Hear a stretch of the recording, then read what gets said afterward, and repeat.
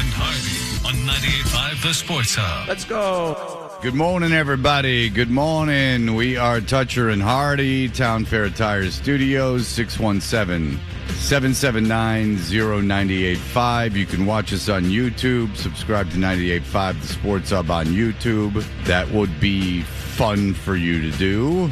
A big show on the way today with Bert Breer and Cedric Maxwell and a bunch of other stuff. I am headed to Detroit this evening. I will be seeing Bruno Mars tomorrow with my daughter at Ford Field, which is very exciting. I think Bruno Mars is one of those artists where you're going to, unless you're a huge fan and you've kept it hidden from us, I think it's going to be one of those artists where you're going to know more songs than you think you know. Perhaps. I heard he's like a poor man's Prince. You know, he plays several instruments. Yeah. He puts on a real show. Well, like Sully from Godsmack, and go around and play the drums a little bit. You know. Yeah, but the thing about Sully was that threat of violence at all times. That he could get up and punch you up into the balls. Well, it was a dual threat of violence in the dark arts. When you start singing about the voodoo, then you're getting scared on multiple levels. Yeah. Yeah, that was the thing, is that I just wouldn't play them because I knew voodoo was too satanic. That if you played it in front of a mirror, it was a practitioner of the dark arts. Ooh, creepy.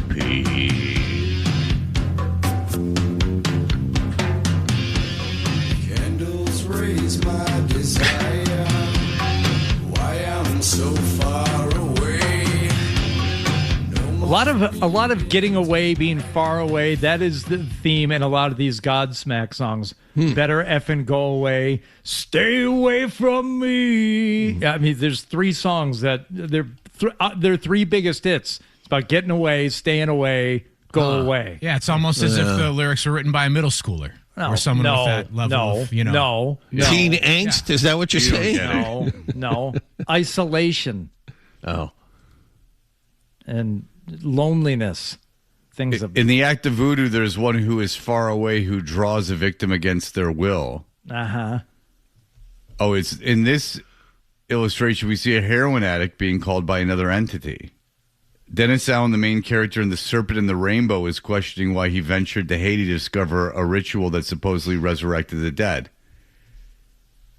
Okay, you want to hear what voodoo is about? Godsmack has stated on numerous occasions that voodoo was written by Sully Erna and Robbie Merrill about a film called The Serpent and the Rainbow, which was directed by Wes Craven.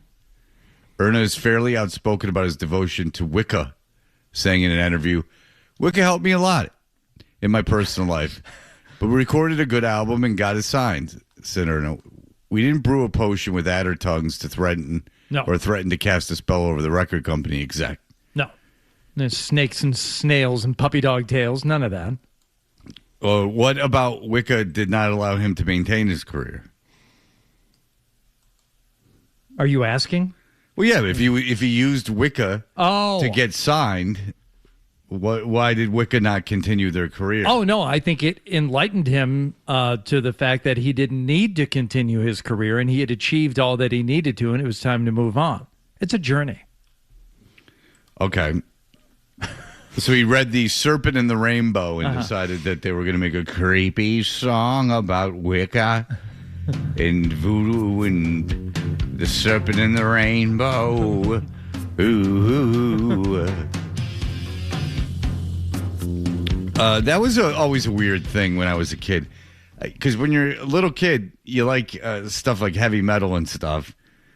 And then you wonder why it's so incredibly dorky, the lyrics. Like you go, oh, wow, this sounds cool. It's super hard. And then you read the lyrics or you hear the lyrics and you're like Flight of Icarus from Iron Maiden. Like I remember when I was like a real little kid, I liked Flight of Icarus by Iron Maiden. It's just so nerdy. You know? Even the cool bands, the ones that, the guys in Led Zeppelin, they weren't nerds growing up. They're singing about Lord of the Rings.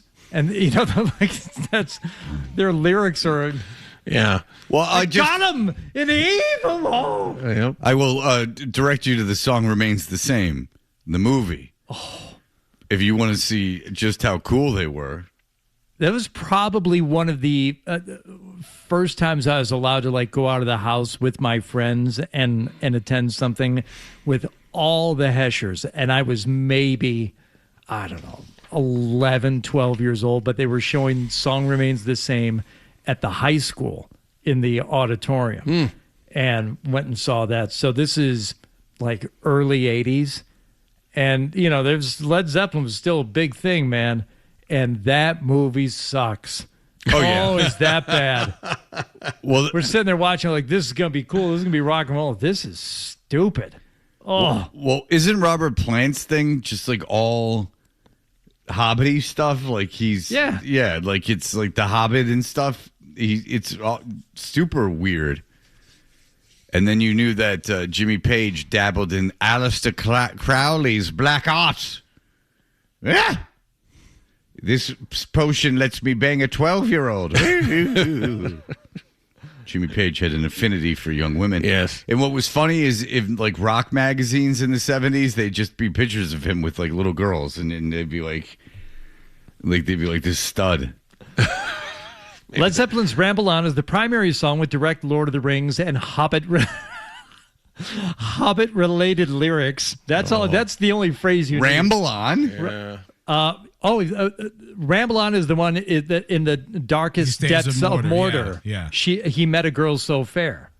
Oh, just Ramble On doesn't sound like it would be that. Like, you know, Stairway to Heaven sounds like it would be like Hobbity. But I didn't know. Ramble On, I had no idea. I thought that was just like a bluesy song. And other songs with Tolkien-inspired themes include The Battle of Evermore. And Misty Mountain Hop. Again, I had no idea. Like, I'm not that big a Led Zeppelin fan, but I had no idea that all those... I had no idea. Listening to it ramble on all these years, I had no idea. Yeah, it just... I haven't really explored it or listened. I haven't listened to it like a million times, so it's just... I just thought it was a blues song. Right. I thought it even might have been a cover. All this... But Gollum and the evil one. Okay, so how years ago in days of old, when magic filled the air, 'twas in the darkest depths of Mordor I met a girl so fair. But Gollum and the evil one crept up and slipped away with her, yeah. I would like to interview Robert Plant. How old is he now?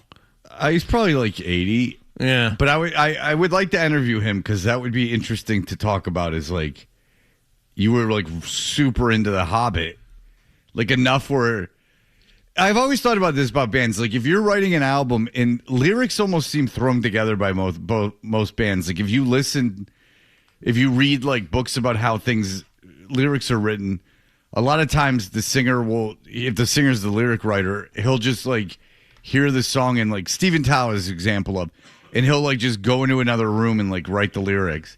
Yeah. Like certainly David Lee Roth, like would just go into another room and write the lyrics. Like, you know, it's like a one-day thing. And my point with that is say you're releasing an album a year and there's 12 songs on the album. That's 12 sets of lyrics you have to write in 365 days. Why is the only inspiration you can get from The Hobbit?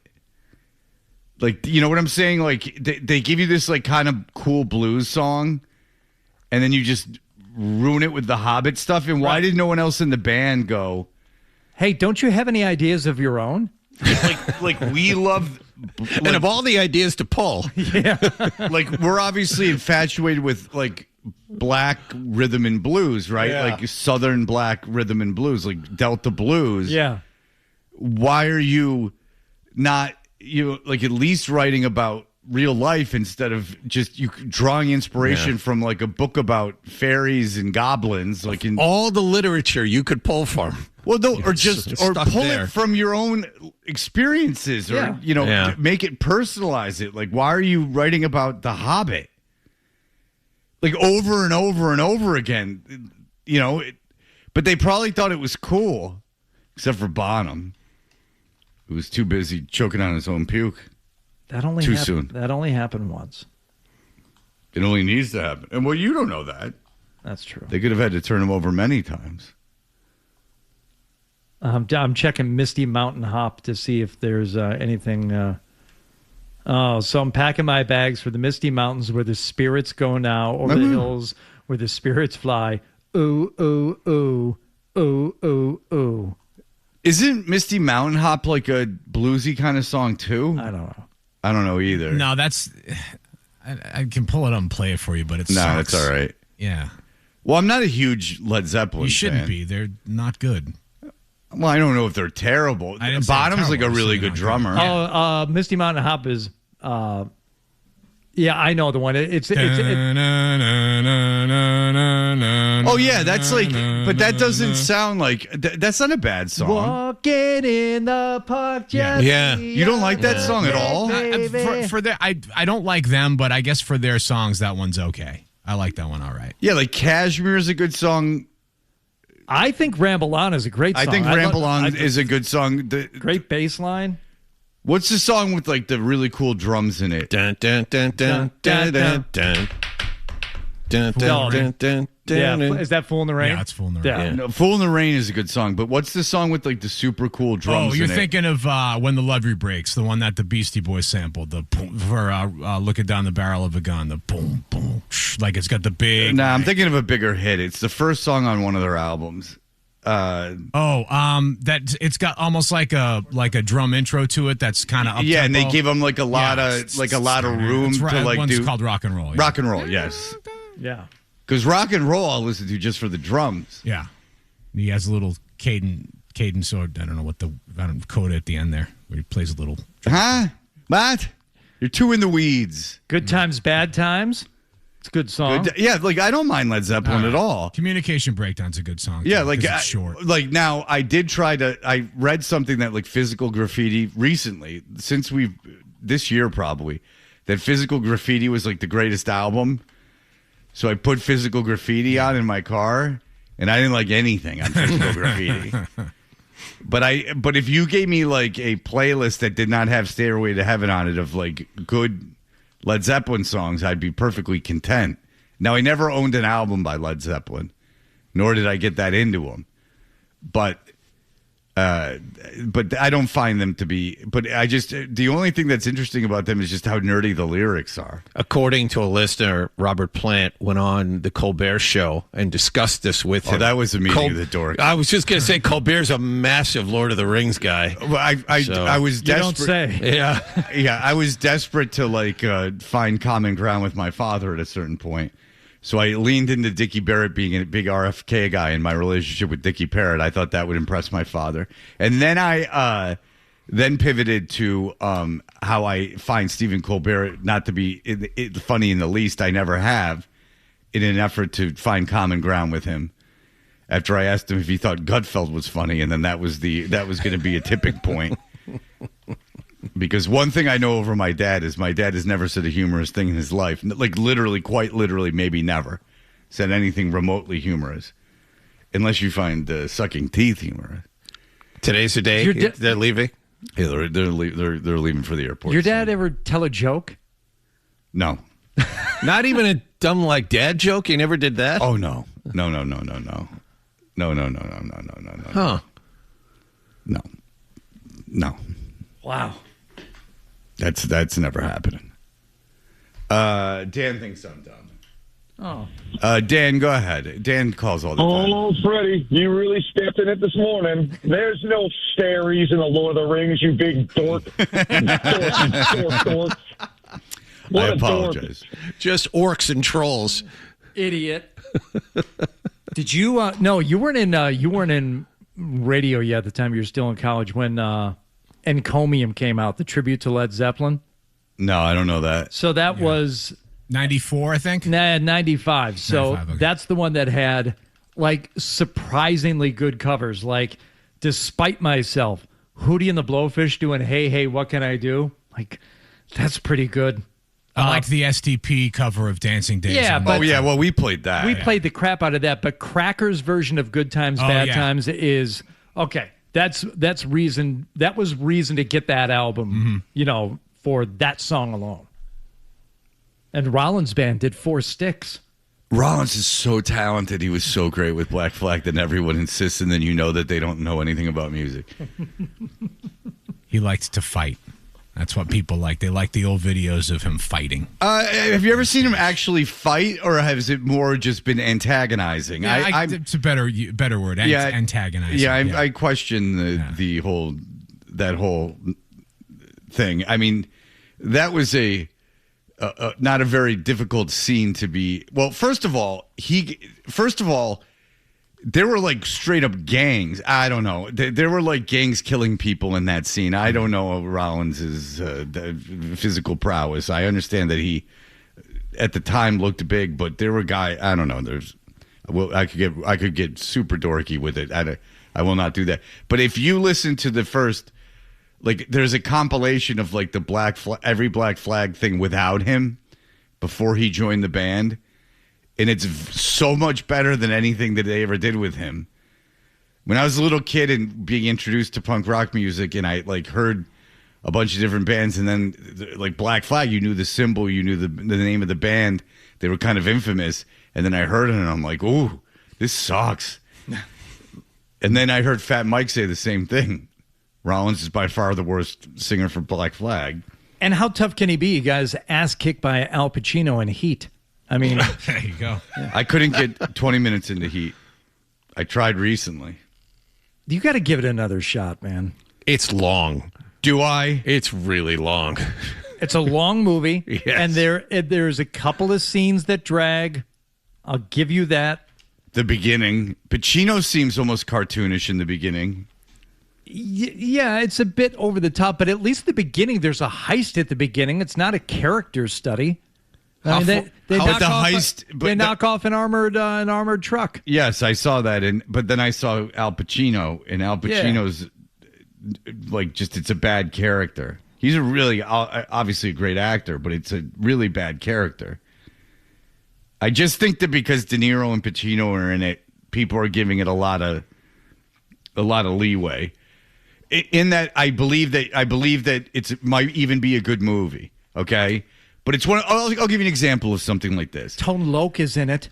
You didn't get that far to see Tone Loc. So if I would have watched the first episode of The Wire when it came on TV, I would have gone, "What the hell am I watching? This is terrible. It's boring."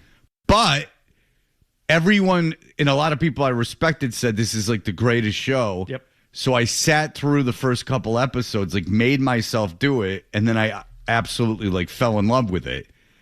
But I never would have done that unless people said like how great it is. So my point being, maybe with Heat, just by having Pacino and De Niro in it, you're willing to give it a little bit more time. Yeah. Which I was not, because I was at home. Like if I was in the movie theater, I would have been able to watch the whole thing, obviously. But I was at home and I'm just like, I don't want to do this anymore.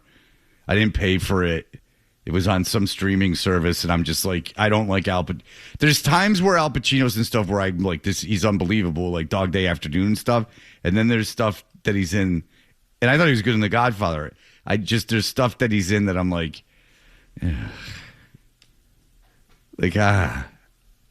Dog Day Afternoon is good, and once again, it's one of those movies where anyone who romanticizes New York at that time, just watch that movie.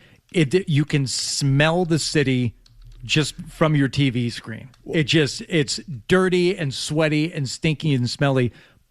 That's fine. The Pacino movie I can't do, and I don't get, and I don't understand why it became part of the zeitgeist. Is Serpico, which I think is because it's funny. I have. It's Sidney Lumet, who is like a great director and a great filmmaker, and I watched this thing, and it's like, it's just the era. I don't get it. I'm not the audience. It wasn't for me. How he got to be like a sex symbol based on roles like that will haunt me to the day I die. He used to counter to Elliot Gould and Alan Alda that were sex symbols at the time. Did you ever see The Always Sunny in Philadelphia where they do Serpico? No. Oh, it's Charlie Serpico. Oh, yeah, it's really good. All right. Yeah, Serpico's funny. Like, so the best, and then there's the Al Pacino movie where we talked about this on the air before, where he goes undercover to investigate leather bars, gay leather bars. Oh, yeah. And at the end of it, like his wife like walks into the bathroom and he's looking in the mirror like wearing the leather, like he became which he of which he was fearing, like he became it. If we ever did a movie, which we want to do at one point, I don't know if we could do that one because all the jokes would be at the expense of like. And when you the say gay do a culture. movie, we're not making a movie. We want to do a screening of a movie. Oh no, I'm under no. Hardy makes movies. He does the puppets, but and there will be a new one next week. Short films. Yeah. But no, I don't want to make a movie. No, we had this idea that we were going to play the Warriors in a movie theater, and we got it all kind of set up. We were going to do it with Jeffrey Glassman as a sponsor, and then no fault of we found a theater, and at no fault of anyone locally, the movie company or the distributor or whatever of the movie, the actual movie, The Warriors, wanted half the gate. And then so I was like, well, there's no point in doing this if we're paying a percentage of the gate to the. And this is, we weren't going to charge. It was going to be like, $15 to go to it or something. And, say it's 120 people. And then we're giving half the money to the distributor and a quarter of the money to the theater. I mean, it's going to crumbs. cost us money. Well, no, but I mean, we would have made a little bit of money, but it's like, I don't want to, I mean, like, I would like to make. No one's trying to get rich off this. In fact, we were very adamant that they did not charge a lot of money. I did not want that kind of pressure. I didn't want people going in saying I spent a lot of money and they played a movie and riffed on it. I wanted it. This is what you're getting. It should be fun. But believe me, this is not like a whole thing. Like we're just dicking around with a movie. If you're a fan of the show, 120 of you might want to see this. Da da da da da. And I know other people do it. It's John Worcester does it. People do these things. It's not the most original idea, but with the Warriors, it was kind of organic. And I would love to do the Pacino movie, but I think that it's like What's the name of the movie? I can't remember, but out of context, like the jokes we made would be maybe considered homophobic, which they wouldn't be. Oh, Cruising. Cruising. It would be more like making fun of the movie for being homophobic, but that would all get lost if someone pulled clips, and believe me, you got to be careful with that. If we do it, we're gonna do Stand and Deliver. Finger man, I heard about you. That's another. It could be a problem. Yeah, that could be a problem too. Out of context. Yeah, that's not bad. Well, I'm not worried about that. I'll defend that. You're the finger man. I'm the finger man too. Because that's unfair. Because if you're doing the finger man voice, that's got nothing to do except him overacting. Yes. Like that just happens to be the voice he's using, but it would be like anything. Like, I mean, there's plenty of blood and blood. I mean, there's like a million movies set in that culture that are like really good, not worth ridicule. But Edward James Olmos is so over the top in that thing that it's, that's why it's funny. It has nothing to do with the culture. It could be any culture. It's just he leans into it so hard. And again, there's a lot of flaws in it. Why is the like full-on gang guy, not the main character, but his friend, who's like a straight up like just killer, why is he going to the AP math class for a couple days? Why would you even go to school? Something to do. Maybe he was hot for Lupe. Who wasn't? Then go to the restaurant and see Lupe. No, that wasn't Lupe. She was top student. Yeah. Lupe was top student, yeah. No. He wouldn't let her out of the restaurant. I thought Lupe was The pregnant one? the one who just had the summer thing. The two heavy-set students. Yeah. That She found was love pregnant. with each other. Yeah, she was pregnant. Yeah, but the restaurant girl was a little mousy. No, but thing. Lupe, was Lupe the pregnant one? Yeah, so so Lupe was the heavy-set pregnant one that the guy loved anyway, right? Was she pregnant? Yeah. She was pregnant, 100%. Yes, because that was the thing. The guy was like owning up and like he was going to be the dad to a kid that wasn't his. Yes, I'm almost positive. All right, well, we bounced around a lot there, but nonetheless, it's a Friday. We'll be back in just a moment. Did you catch a game last night? What Happened Last Night is brought to you by Leonard Hair Transplant Associates, where your hair doesn't have to be a game of what happened. So change your lettuce and change your life with Dr. Matthew Lopresti at 1-800-GET-HAIR. Hardy, what's going down? Red Sox playing the Tampa Bay Rays last night, coming off their sweep of the Detroit Tigers back at Fenway Park. And last night we had, what's his name on the mound? Oh, Bennett. Jake Bennett. Jake Bennett got the start for the Red Sox last night, and Tampa Bay immediately said, oh, all right, well, let's see if we can just get some guys on base and then see what we can do with that. And this is Rays baseball. A bunt, play it home, not in time. And scoring from third is Williamson. Give Mullins great credit. Everybody is safe, and it's 2-0. Mm-hmm. A lot of this, Fred, from Tampa. A lot of stolen bases, a lot of butting runners over, squeeze bunt there. First run scored on an RBI single, squeeze bunt there, makes it 2-0. Cedar Rafaela says, oh, we can do that too. Rafaela off the glove of Caminero, stays on the infield, and then it goes off the glove of Walls. Heading home and scoring is Story. It's a base running by the Red Sox shortstop. It's 3-1.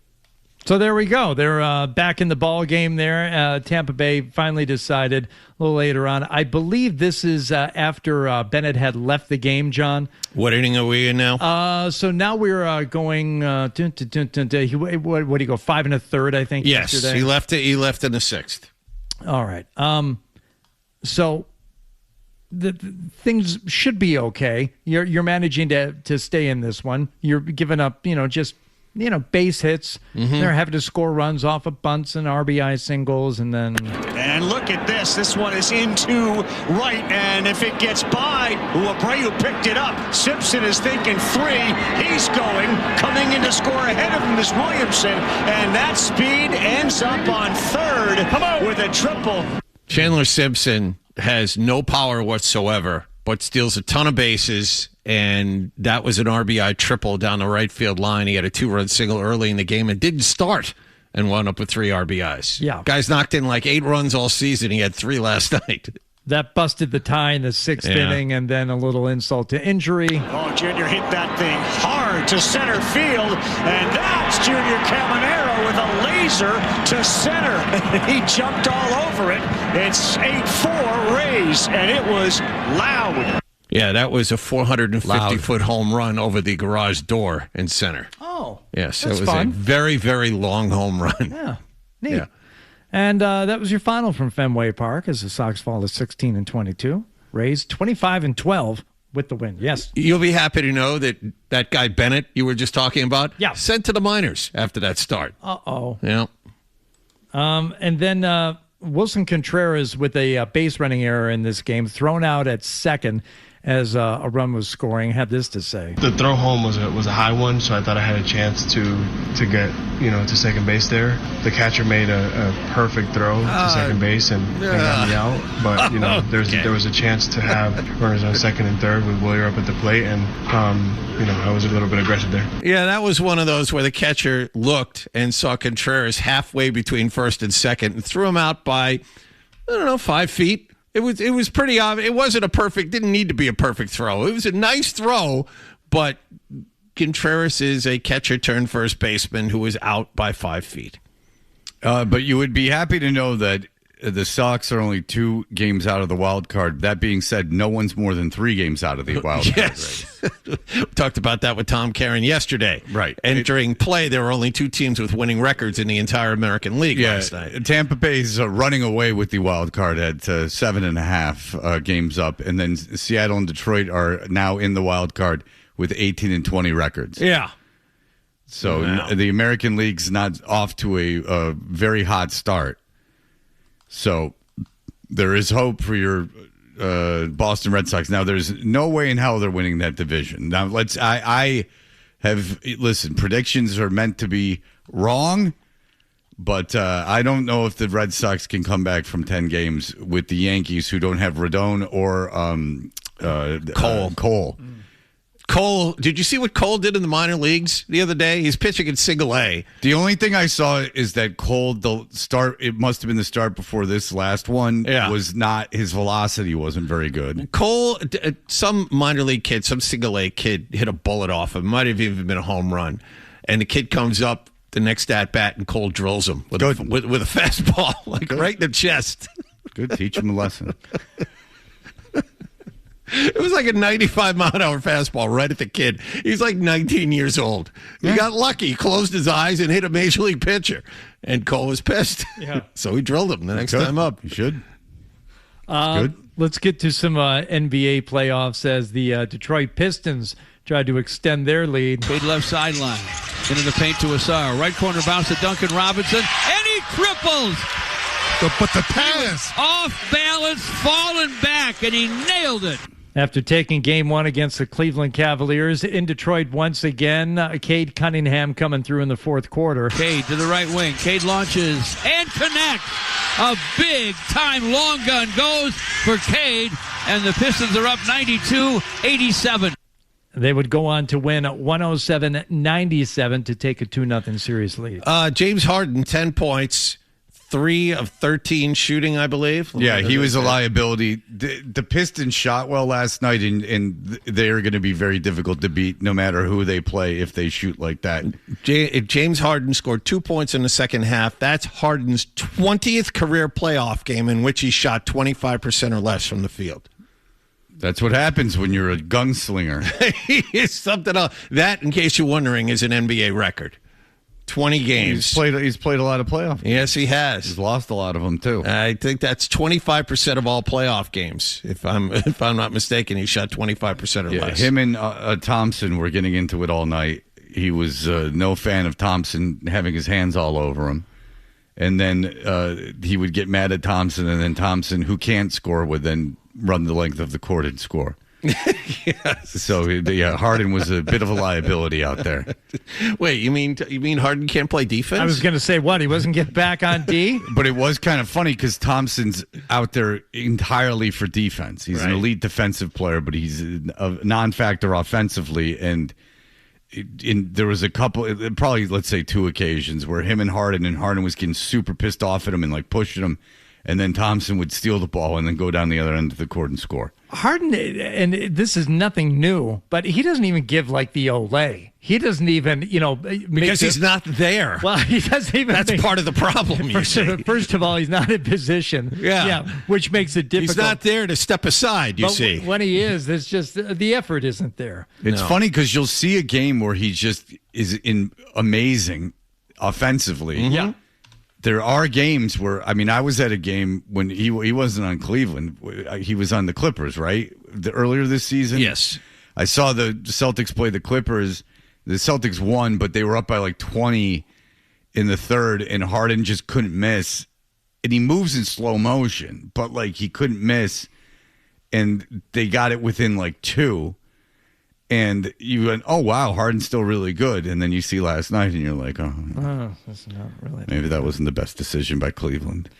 Oklahoma City also trying to go up 2-0 on the Pistons. Wing right Hogan, jab steps on H, holds. On the Lakers. On the Los Angeles Lakers. Man. Looks good, it is. Yeah. He splashes it, cha-ching thunder Moneyball.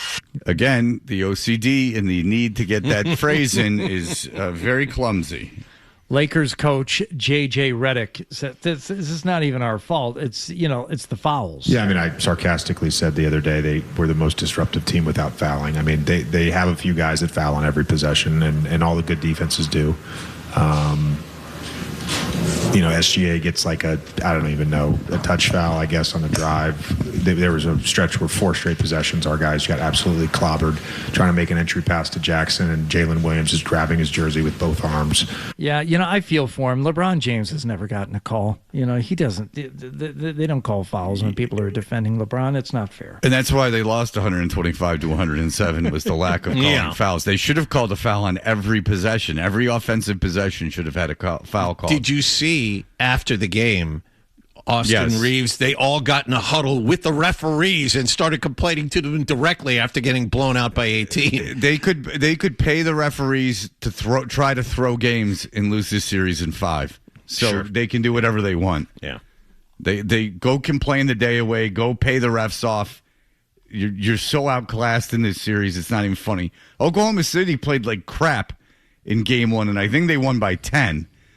And kept LA under 100 points, so good. Won by more. Won by 18, same as last night. Oh, well, there you go. So I know Oklahoma City didn't play well, and so this is a joke series. They can, and good on JJ Redick for the excuse making. That's a good example to set for your team. Sixers at home tonight to take on the Knicks. That is a prime video game. Good. That's exactly where it belongs. As is the Spurs Timberwolves. They'll go off at 9:30, but the Sixers down 2-0. Well, the Pistons were on prime last night, and that was an adventure. I saw the beginning and I saw the end. And that was, I was watching the beginning with my father, and he kept sitting on the remote. Philadelphia 1.5-point favorites tonight. No? Well, there you go. All right, we got to go. We'll be right back. Here are the headlines. Cha-ching, it's under money. I know. No, you don't know. Everyone agrees that I'm the only one who's not wrong. Right or wrong, they're back. Toucher and Hardy on the Sports Hub.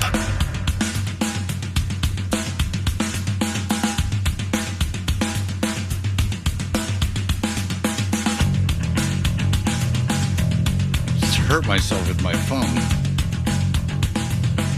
Flipped and hurt my hand. You all right? No. You take a powder? I gotta go. All right. The Bruins had an unceremonious end to their season, and the Providence Bruins last night followed suit.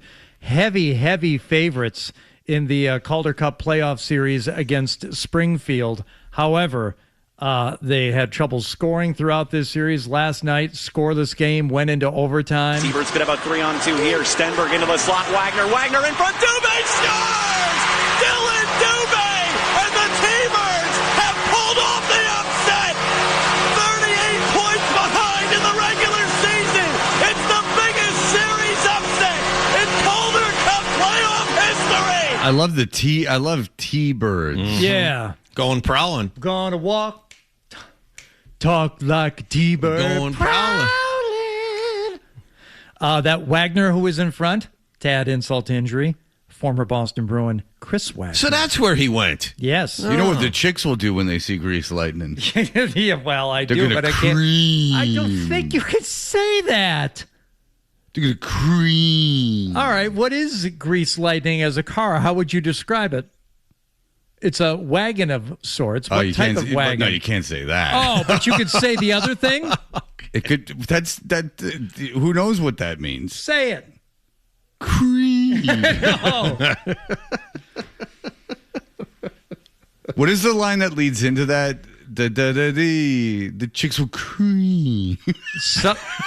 Something about it being a dream, and the chicks will cream for Grease Lightning. I got to go to Rap Genius for the second time today. Only first hour of the show. Yeah, Wow. right. It's This Friday, is going to be baby. a big show for me. So congratulations to the Springfield Thunderbirds. Chris Wagner picking up the assist in the game winner. Apparently, Providence finished with 38 more points than Springfield in the regular season. And it wouldn't matter as the Providence Bruins are now out of the Calder Cup playoffs.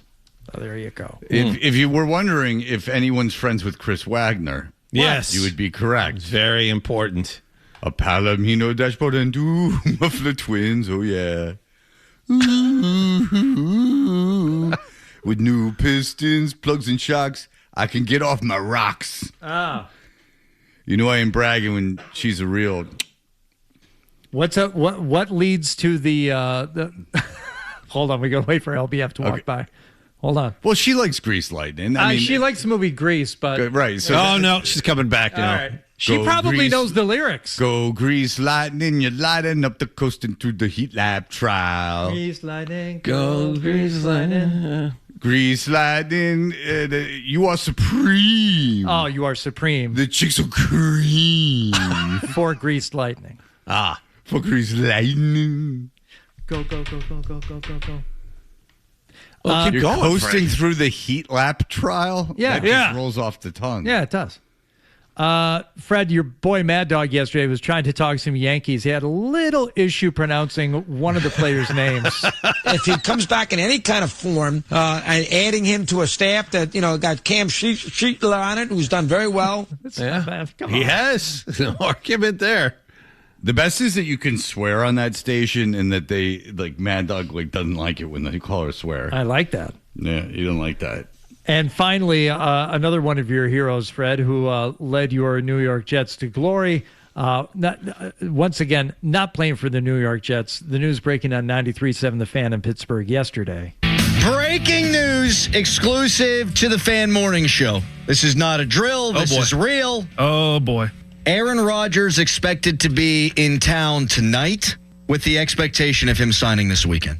This is a big one. Mm-hmm. This is the real thing, folks. Yep. Not speculation. This is what we have been told and sticking to it. Aaron Rodgers, again, has got to be thrilled that he went from getting $1 million and millions of views on YouTube, spouting off about anything under the sun, and now he's resigned to the big news of him signing, being the local morning show in Pittsburgh.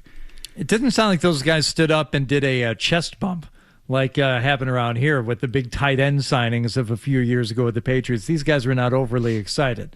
Oh, is that when they went nuts in free agency and everyone was like freaking out? And Hardy was sitting right here. No, I was in the other studio, and we were still had COVID restrictions in place. Distancing, yes. So I was in the the studio next door, but Zoe and Beetle they were close enough, and they broke protocol by standing up to a chest bump.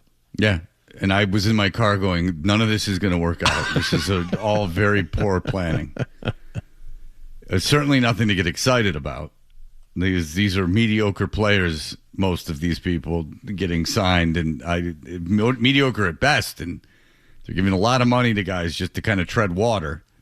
And there we were. Well, I think we can all agree it's going to work out for Aaron Rodgers there in Pittsburgh. So congratulations, both the Steelers and just to delay the inevitable for as long as you can. It works for everybody. I mean, they're not making a Super Bowl, but and they don't. Do they have a quarterback in waiting? No. No, they drafted that kid Aller. He's the next guy. But you know what? If Pittsburgh tanks this year, they'll draft another quarterback in the first round next year. Sure. Well, good luck. I mean, they're not tanking this year. I mean, they're going to probably be at least on the fringe of the playoffs. And say Rodgers gets hurt at the age of 40, which is certainly possible again. Then he's older than 40, right? Or is he 40? 40 or 41. But it's certainly possible Rodgers at the age of 40 or whatever he is doesn't finish the season. As a matter of fact, if I'm a Steelers fan, knowing that this is the case and you have no chance of going anywhere, maybe you're half kind of rooting for that. I just don't know what they're building in Pittsburgh. Like, I understand not wanting to tank year after year after year. Like, you have to, like, establish some kind of identity and, like, at least get moving in the right direction. Like, you can't just keep tanking for quarterbacks. But there is, like, I just don't know how they're going to get a quarterback. So, say best case scenario, there's 4 in the draft. I don't know how you're going to maneuver your way up to any of those spots, especially when the Jets have 3 first-round picks. Like, if anyone doesn't want a quarterback that's in the top 4 and the Jets aren't in the top 4, the Jets will leapfrog everyone.